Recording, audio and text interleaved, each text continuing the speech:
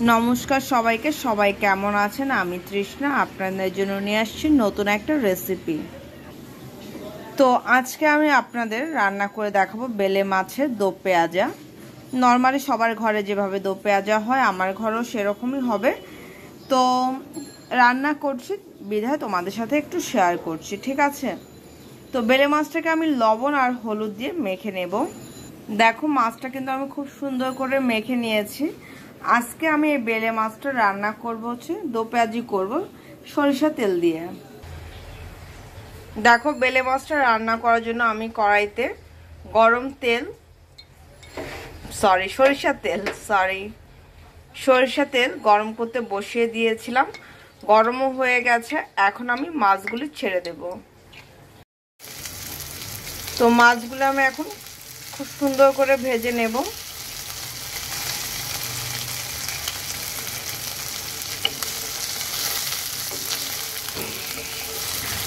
তো মাছগুলি ভাজা হওয়ার পরে আমি তোমাদের সাথে শেয়ার করছি কিভাবে কি রান্না করব। আর যারা যারা আমার ভিডিওটি দেখছো প্লিজ দেখার পর একটা লাইক বাটনে লাইক করে দিও। আর যারা যারা সাবস্ক্রাইব করেনি প্লিজ আমার হাম্বল রিকোয়েস্ট তোমাদের কাছে সাবস্ক্রাইব করে দিও প্লিজ। আর ভিডিওটি যখন তোমরা দেখছো এত কষ্ট করে ওপেন করছো, পুরো ভিডিওটি দেখো প্লিজ, আমার একটু হেল্প হবে। আর আমার ভিডিওটি দেখার পর আমি আশা করছি তোমাদের খারাপ লাগবে না, আমি শিওর যে তোমাদের ভালো লাগবে। প্লিজ সাপোর্ট করো আমাকে একটু কাইন্ডলি। দেখো মাছটা কিন্তু খুব সুন্দর ভাজা হয়ে গেছে, আমি এখন এটাকে নামিয়ে নেব। মাছ ভাজা তেলের মধ্যে দিয়ে দেব হচ্ছে গোটা জিরা, দিয়ে দেব তেজপাতা, একটু ভেজে নেব। দেখো যখন জিরাটা ভাজা হয়ে যাবে এর মধ্যে দিয়ে দেব আমি কুচি করা পেঁয়াজ,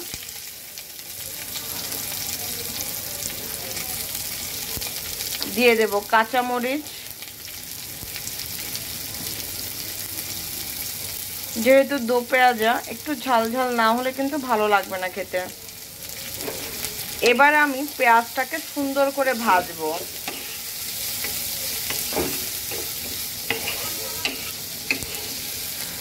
তো পেঁয়াজটা একটু ভাজা হোক, তারপর আমি তোমাদের সাথে শেয়ার করছি। পেঁয়াজটা যখন সুন্দর মতন ভাজা হয়ে যাবে তখন এর মধ্যে দিয়ে দেব হলুদ গুঁড়া, দিয়ে দেব ধনে গুঁড়া, দিয়ে দেব স্বাদ অনুযায়ী লবণ।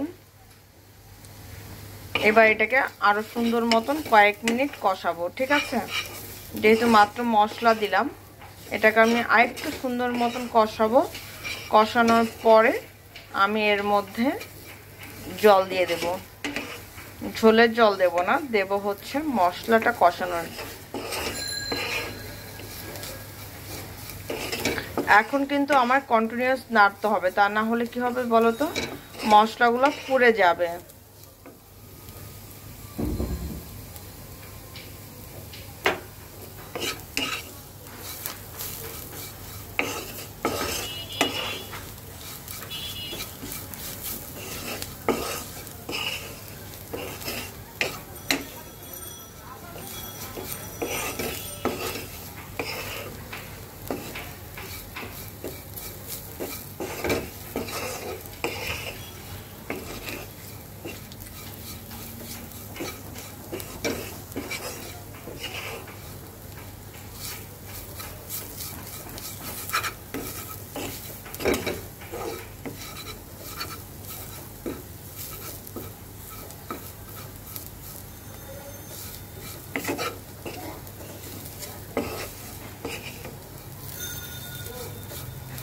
দেখো আমি কিন্তু 2-3 মিনিট সুন্দর করে ভেজে নিয়েছি তেলের মধ্যে।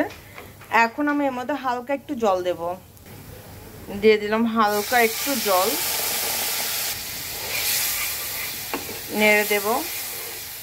এবার মশলাটাকে সুন্দর করে আরো কষাবো, তাহলে কি হবে, হলুদ ধনিয়ার যে একটা কাঁচা স্মেল সেই স্মেলটা থাকবে না, ঠিক আছে? তো আমি এখন এটাকে ঢেকে দেই, কষানো হলে তোমাদের সাথে শেয়ার করছি। জাস্ট একবার দেখো কি সুন্দর করে কষানো হয়ে গেছে। তেল ছেড়ে দিয়েছে। এখন আমি দিয়ে দেব এর মধ্যে ঝোলের জল।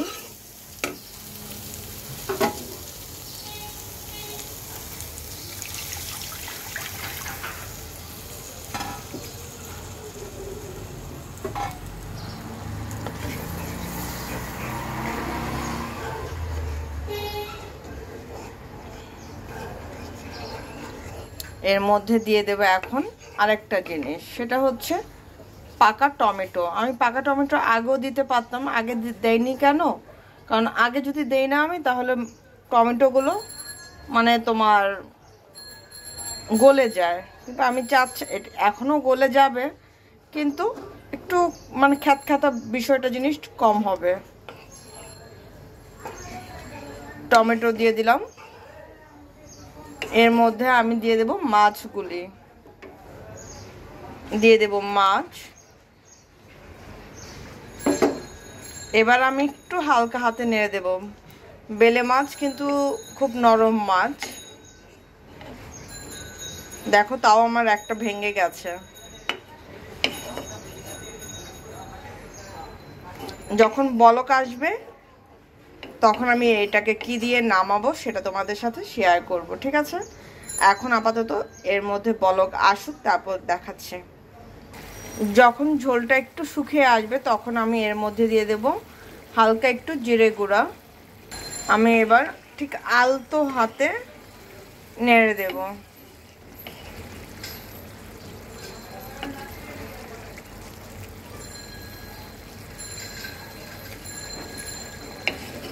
খুব বেশি কিন্তু নাড়া যাবে না, কারণ বেলে মাছ কিন্তু খুব নরম মাছ।